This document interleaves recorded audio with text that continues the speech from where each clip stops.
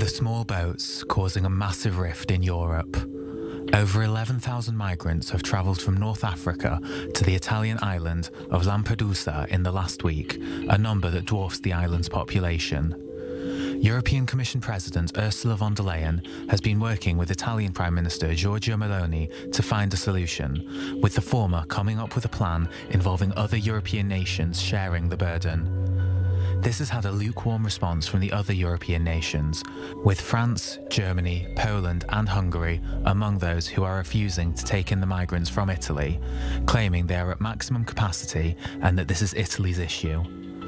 The migrant issue has been a major problem in Europe since the mid-2010s, when the annual number of illegal migration into the continent reached more than 1 million. But in the decade since, has Europe run out of ideas? France has suggested repatriating some of the migrants to other countries with whom they have good relations with, such as Senegal, similar to the UK's plan to send undocumented migrants to Rwanda. Is this a viable option or a violation of human rights? Does the rest of Europe have a moral obligation to share the burden of the migrants? How should Europe solve the migrant crisis? All right, gentlemen, let's get to it. How should Europe solve the migrant crisis? As always, we begin in a quick fire, around 30 seconds each, rather, to lay out your initial stance on the matter, and we obviously dive in further right after that. So, Dr. Beck, please take the lead. Your 30 seconds are on. Well, the situation is really quite simple, and I think it's important to realize so far we've just been tinkering around with the problem. We cannot afford those migrants. We don't have a legal obligation to take them all in, and we don't have a moral obligation. I think the task of the EU and the main national governments is to stop them from coming in. We have to prevent migrants from reaching Europe. I'm afraid that's the only economically affordable way forward. Jonathan Lis, your thoughts? The most important thing is to accept the fundamental principle that people will always want a better life and that people are feeling persecution, and that we have an extremely troubled world and people are going to want to leave places where they're in danger. We see that all over the world. And so the answer is not to simply close our eyes and pretend it's not happening, but express a degree of solidarity and accept that countries will have to do their fair share to accommodate these refugees, as countries like Germany have done to great pride over the years. Last but not least, Ambassador Shek, your take? Well, Ellie, humans have migrated for tens of thousands of years. Why would they stop now?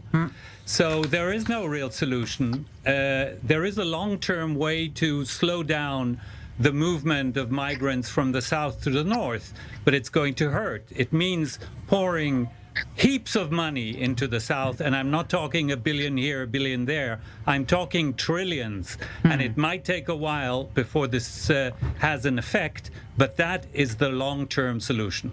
Yes, well, governments have the tendency of not having so much time and money in this respect. All right, please feel free to interact from this point onward, gentlemen. And Ambassador Shek, I do want to begin with the remark Dr. Beck made in his opening statement. Yes, legal obligation, no moral obligation. Well, it's in the eye of the beholder.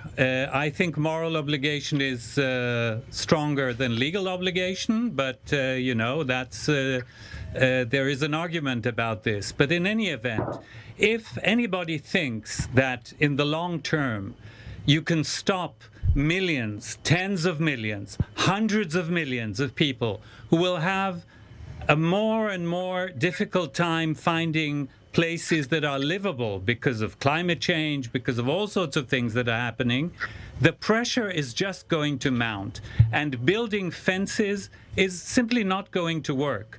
So you're right, Ellie, in saying that governments don't usually have the attention span that goes beyond the next election campaign. But that's the only way forward, to invest massively in education, in employment, in industry, in these places, so that they will become more attractive to simply stay put instead of moving. Otherwise, you can't expect these people to just accept the role of the poor neighbor who will just sit on the sideline and wait for things to happen. Dr. Beck, really holding back there, please. Well, I'm very pleased the ambassador accepted that there's no clear legal obligation and that there are very good moral arguments against unrestricted immigration. But let me focus on the economic argument. There have of late been 3 studies published in Northern Europe, one Dutch one, one Danish one, and a Norwegian study on the costs of migration. Each migrant from Sub-Saharan Africa costs us about 600,000 euros over his lifetime. Millions want to arrive. This would be our absolute economic ruin. Now, insofar, is it possible to stop these people? Of course. The idea that migration is normal is absurd. Small numbers of people relocated. We haven't had millions, dozens of millions, hundreds of millions of Africans in Europe. There's a very simple way of discouraging them. That is to stop those boats from to stop those migrants from coming ashore in Europe within a matter of months. And what? Do you sink them? What's the solution? Do you sink these boats? Do you shoot them? Practically, tell me, what do you do? You take them back to those countries from which they departed. It's as simple as that. It seems not to be simple because it's been tried many times and it's not working. There's a lack of political will, I'm afraid. Well, there was a political will in London, Jonathan Lis, with the controversial Rwanda plan. Right. Well, I mean, the UK is a prime example of a country that is seeking to exempt itself from the international asylum regime. The fundamental thing to remember about the UK, I suppose, is that, well, asylum in general is that asylum is an internationally recognised human right, and the UK is effectively trying to criminalise asylum. So the UK's plan is to send all people who come via small boat channel whether or not they have a valid claim to asylum. I think that we have to establish a difference between asylum seekers and economic migrants. Now, I'm in favour of migration. I think that most migration in history has been economic migration, and that's been a great good for humanity. But in this specific environment, there are people who have a claim to asylum, and there are other people who are judged not to have that claim. And the UK has found that 75% roughly of all asylum seekers have a valid claim to remain, and their claims are accepted. Now, in the UK's example, the migrants that are coming across the channel have obviously come from the EU, and that's the example that the UK government makes to say that they were coming from a safe country. But that's not sustainable in the long term, because every single country can simply point to its neighbour closer to Africa or Asia and say, it's your problem, it's your problem, it's your problem.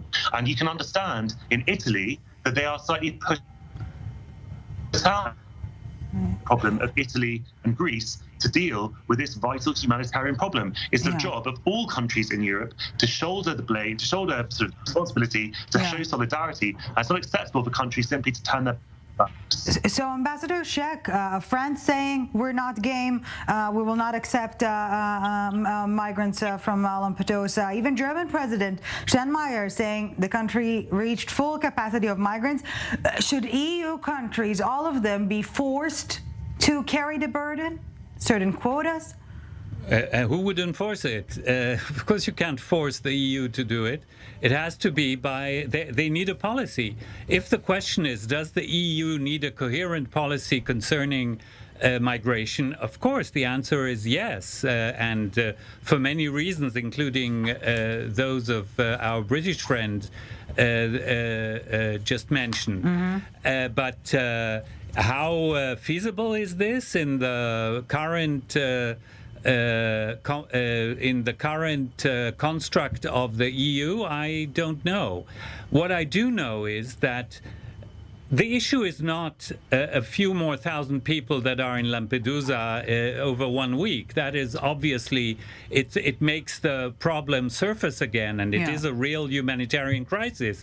The need for a policy is for the long-term goals, and these, I repeat, will only be met not through turning back boats or anything, but through making huge investments in southern countries that might cost heavily and weigh heavily on the budgets of EU countries, but in the long run, that will pay off big time. Well, essentially, Ambassador Shek, you're in somewhat of agreement with Dr. Beck, saying we need to discourage them to embark on the journey to begin with. Discourage them to embark or encourage them to let them in freely. Personally, I have no problem letting them in, but clearly there is a problem in Europe.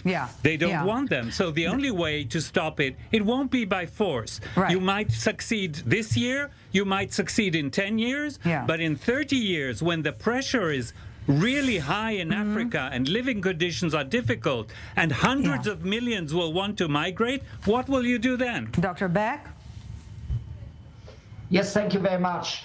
Well, I think we need a policy that's obvious, and that policy has to be that they cannot come to Europe. We have to prevent it. Now, that policy is perfectly in line with international law.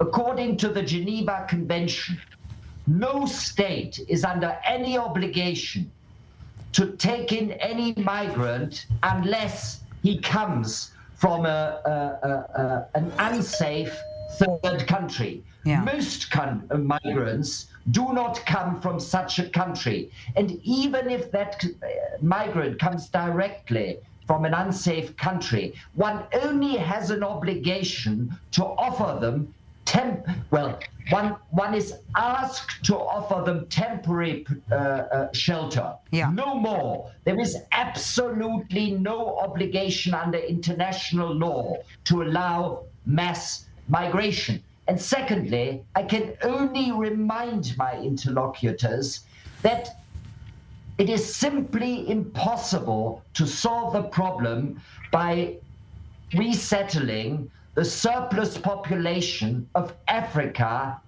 within Europe.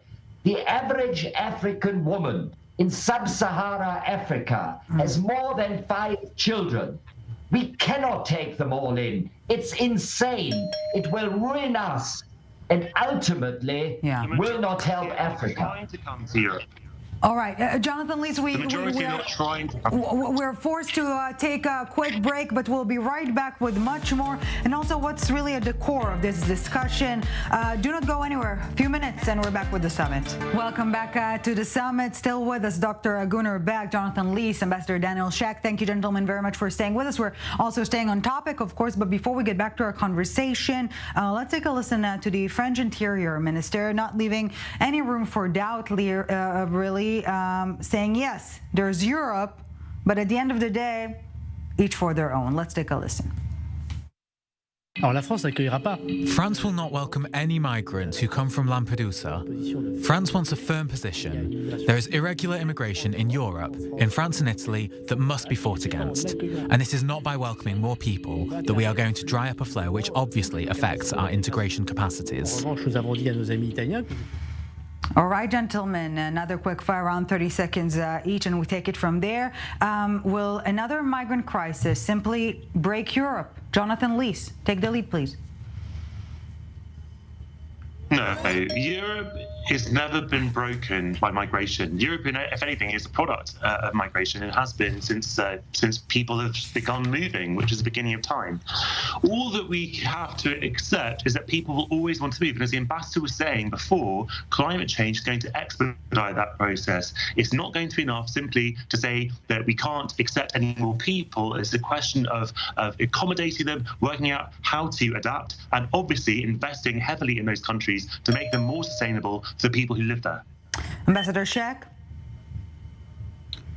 No, it's not going to break Europe for the same reason that we just heard. Yeah. Europe is the product of immigration, and immigration will continue. You forgot to mention that there is a racist element to the crisis here. These people are black, and there is no ethnically monolithical nation in Europe anymore. So you'll have to find something better than just blocking the borders. Last but not least, Dr. Beck. Well, I'm afraid I can only repeat what I've already said. There are several academic studies which show that immigrants, in particular from Sub-Saharan Africa and the Orient, lack the skills to participate in our labor market. They are unaffordable because on average, each one of them costs between 450 to 650,000 euros over their lifetime. That takes into consideration those who do actually work. I can only say if we take millions of those people in, it will be our economic ruin. We cannot run a modern, competitive economy in this way. Jonathan, please. I mean, it's just hard to know where to begin with that argument. We've demonstrated, looking at the UK, for example, the UK's public services are held afloat by migrants. Sort of people from all over the world, nurses come to work in our National Health Service, doctors as well. One of the great problems that we found with Brexit is that a lot of the people from the European Union who obviously came here freely and enjoyed full rights have now returned home. And that's one of the problems we have with huge labour shortages in Britain. And obviously, it's complete nonsense about people not being skilled enough. There are plenty of quote-unquote low-skilled jobs, which are actually not low-skilled at all. They require a lot of manual labour, and people in Britain are not prepared or willing to do that. So we absolutely need migrants from a political and economic perspective, in addition to a moral and social imperative, which is that immigration is a good, and that's something that people in Britain can agree on. Dr. Beck, I do want to come back to you because Ambassador Shek mentioned earlier the racist or xenophobic sentiments underlying here, and Jonathan earlier spoke about the far from technical difference between migrants and refugees or asylum seekers, and yet they're all seen as the other by Europeans to an extent. Is it a question of immigration or integration, of population or identity? Well, I can only go by the facts. Let me briefly outline those. First of all, there's the example of Japan, a country that has virtually no immigration, and it has outperformed most Western and North European economies over the past 5, 6, 7 years. With a declining population, its growth rate has of late been higher, and that has been achieved by reliance on artificial intelligence, robotics, and digitalization. Japan has simply invested more in technology. In these circumstances, you need fewer people. Europe should go down the same way. Now, secondly, I'm afraid it's not a question of racism, it's a question of cultural compatibility and different skills. I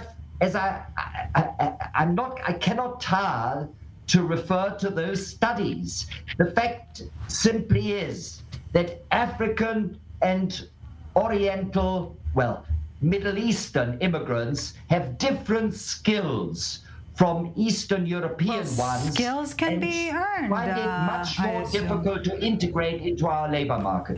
Skills is something that perhaps can be earned, but there is a need of will here. So, Ambassador Shek, I will ask you once again: is it a question or a problem, rather, of integration or lack thereof on behalf of those migrant populations? It's a question of identity, and Dr. Beck and his party are a good example of that. They're more comfortable with computers than with Africans, quite clearly. So, but again, I repeat, there is no European country that is monolithical ethnically. All of them are the product of some kind of immigration over the years. And, you know, the last attempt in Germany to change that, we know how that ended. Now, I'm not saying that Europe has to open itself completely to waves of whoever wants to come in. I think every country has a right to regulate who enters and who doesn't enter. I'm just trying to think realistically. Is this the right way to tackle it? Is this the right way to stop the obligatory waves of people who come from less developed countries because they see it's a global world. Everybody knows what's on the other side of the border. Everybody wants a better life. What do you think that these people in the Middle East and in Africa, they will just accept this role that the Europeans has given them to be the poor neighbors who are hungry, who don't have enough drinking water, who don't have education? Why on earth would they accept that? In modern times, where they can open the internet and see how life is in the town and the neighborhood where Dr. Beck lives. Of course they will want to go there. So either you invest in developing massively the countries where these people live so that it's living there is worthwhile, or you find a way to make the best of integrating them. Yeah, well, we don't have much time left, unfortunately. So, Dr. Beck, quickly, your final remarks, if you can, so we can take a listen to Jonathan Lis as well. Yes. Well, I'm not going to be provoked by the ambassador's tendentious remarks here about where I may or may not live. Let me repeat my main point. If we take dozens of millions of non-European migrants into Europe, this will destroy our welfare state. It will ruin our economy, and it will ultimately neither help Africa nor the Middle East. The current approach is unaffordable. It's literally insane. Jonathan Lis, wrap it up for us. Sorry, I didn't hear all those remarks because there's a poor connection, but all I can do is reiterate the fundamental point that migration is a fact of life. It has enriched our cultures, our societies, our history over centuries, and it's completely the wrong approach to try and isolate and essentialize ourselves culturally or racially by saying that we can't accept more people. We have to accept more people, and we have to help other people to live better lives in the places they live, so they might not even want or need to come and seek a better life in our own countries. Hey, I see you liked it. Want more? Just hit the subscribe button right here. Go on. I know you want to.